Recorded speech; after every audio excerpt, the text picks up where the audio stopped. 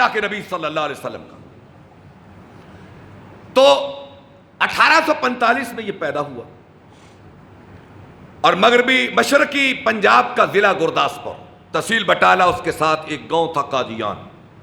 باپ اس کا غلام مرتضی حکیم تھا، اور وہ بٹالے میں حکمت کی دکان پیدا ہوا۔ اور جتنے بھی یہ لوگ ہوتے ہیں اللہ کی مرضی بڑے ذہین ہوتے ہیں۔ ایک حنفی دیوبندی کے پاس یہ پڑھا،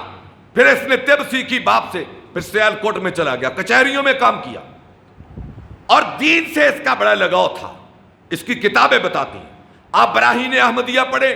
اس کی، اور اس کی دیگر کتابیں تریاق القلوب پڑھیں، بڑی خطرناک باتیں لکھتا ہے۔ وہاں سے یہ لاہور میں آیا، رنگ محل کے اندر ایک اہل حدیث کی مسجد ہے چینیاں والی، جہاں علامہ احسان اللہ ظہیر خطبہ دیا کرتے تھے۔ اس زمانے میں مولانا محمد حسین بٹالوی کا بہت بڑا نام ہے، تاریخ ختم نبوت میں وہ خطیب تھے، ان سے پڑھنے لگا، اور رنگ محل میں اسی مسجد میں رہتا، اور بڑا چالاک اور بڑا ذہین تھا، مناظر تھا مسلمانوں کا، آریہ سماج سے عیسائیوں سے مناظرے کرتا اور جیتتا۔ لاہور میں رہا کئی سال تک، آخر یہ 1885 میں اپنے وطن قادیان واپس چلا گیا۔ ایک اس نے حجرہ بنایا، 200-300 اس کے ماننے والے بن گئے۔ ویسے سب سے پہلے اس نے یہ دعویٰ کیا کہ میں مجدد ہوں۔ آپ نے فرمایا ہر صدی کے آخر میں ایک مجدد آئے گا، اور وہ میں مجدد ہوں، اور اپنے کمرے میں چلا جاتا اور کہتا کہ مجھے کشف ہوتا ہے۔ کشف کا مطلب ہے غیبی رازوں کا کھلنا، کشف کا معنی تھا کھلنا، یعنی غیبی راز جس پہ کھلے وہ کشف ہوتا ہے۔ مجھے کشف ہوا ہے کہ تو مثل مسیح ہے، مسیح کی طرح۔ پھر ایک سال گزرا تو کہنے لگا مجھے کشف ہوا ہے کہ نہیں، تو بالکل پورا مسیح ہے، جو موعود مسیح تھا۔ پھر گزرا وقت اس نے کہا مجھے کشف ہوا ہے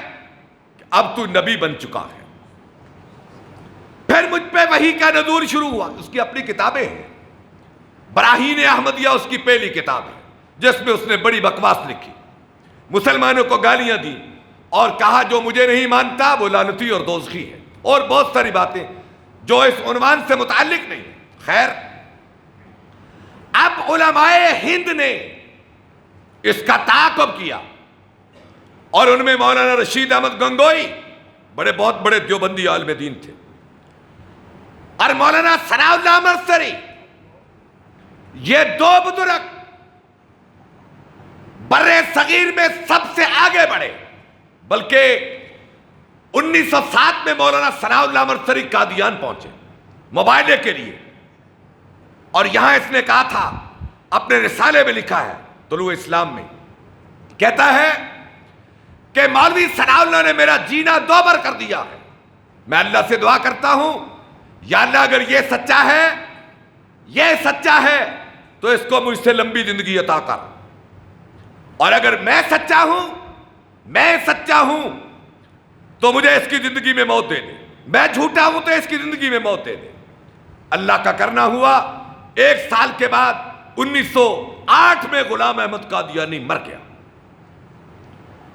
اور مولانا ثناء اللہ مرسری قیام پاکستان کے بعد سرگودا میں فوت ہوئے اور وہی دفن ہے۔ یہ اس کا مبالغہ بھی ہو گیا، اور اس کی کتاب کا سب سے بڑا جواب اس کے زمانے میں، اور یہ 1900 کچھ کی بات ہے، پیر میر علی شاہ صاحب مرحوم پیر نصیر الدین نصیر کے غالب دادا ہیں، گولڑا شریف والے، براہین احمدیہ کی جواب ایسا انہوں نے لکھا کہ بر صغیر میں اس کا کوئی جواب نہ لکھ سکا۔ اور پھر یہ بات چلتی گئی، اس میدان میں مسلمان علماء اترتے گئے،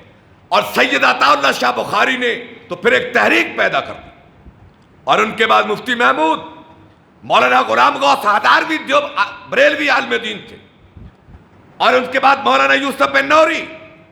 مولانا اسماعیل سلفی، علامہ احسان اللہ ظہیر، پھر ربے میں تمام مکاتب فکر علماء، ان کی محنت، آخر کار 7 ستمبر 1974 کو جب ذوالفقار علی بھٹو کی حکومت تھی، انہیں مرزائیوں کو کافر قرار دے دیا گیا۔ اب وقت ہو گیا ہے، باتیں بہت ساری تھی، لیکن میں ایک پیغام دوں گا مسلمانوں کو،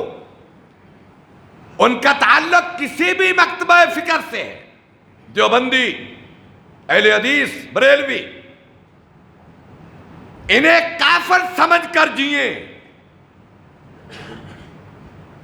اطمینان قلب کے ساتھ، اطمینان کے ساتھ، پورے اعتماد کے ساتھ کہ مرزائی مرتد اور کافر ہیں اور غلام احمد قادیانی ایک ملعون اور دجال تھا، اور اس عقیدے پہ جیتے ہوئے محبت مصطفیٰ کا ثبوت دیتے ہوئے، حرمت رسول کی پاسبانی کرتے ہوئے مرزائیوں سے مراسم قائم نہ کریں، کاروبار نہ کریں، شراکت نہ کریں، تعلق نہ بڑھائیں، دوستیاں نہ بڑھائیں، ان کے ڈیروں میں نہ جائیں، ان کے لٹریچر کو نہ پڑھیں، ان کے مربیوں سے نہ ملیں، اور جو شخص ان سے دنیا داری کے لیے کسی بھی مفاد کی خاطر تعلق بڑھاتا ہے، میں رب ذوالجلال کی قسم اٹھا کر کہتا ہوں وہ روح محمد کو دکھ دیتا ہے، وہ روح محمد کو تکلیف پہنچاتا ہے، اذیت دیتا ہے۔ میں اسی پیغام کے ساتھ آپ سے اجازت چاہوں گا، وآخر دعوانا ان الحمدللہ رب